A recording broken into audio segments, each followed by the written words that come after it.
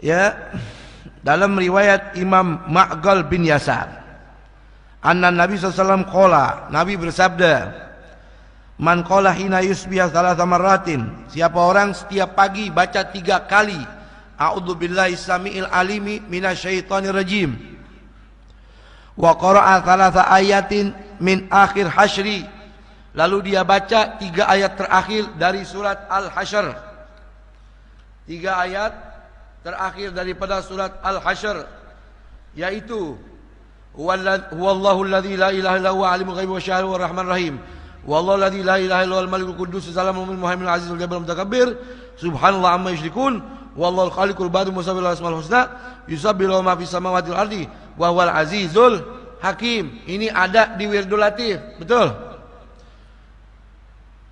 Jadi Wirdul Latif bukan karangan ulama, tapi hadisnya Rasulullah. Ini kalau orang ngaji tahu, ngapain baca Wirdul Latif? Bid'ah, ente nggak ngaji.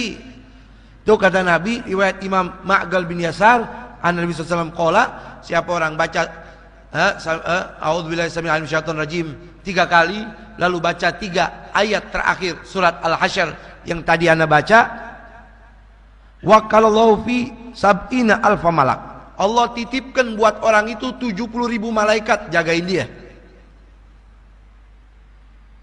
Yusalluna alaihi hatta yumsi, ngedoain tuh orang, beristighfar kepada Allah untuk orang itu 70.000 malaikat sampai sore kalau dibaca pagi.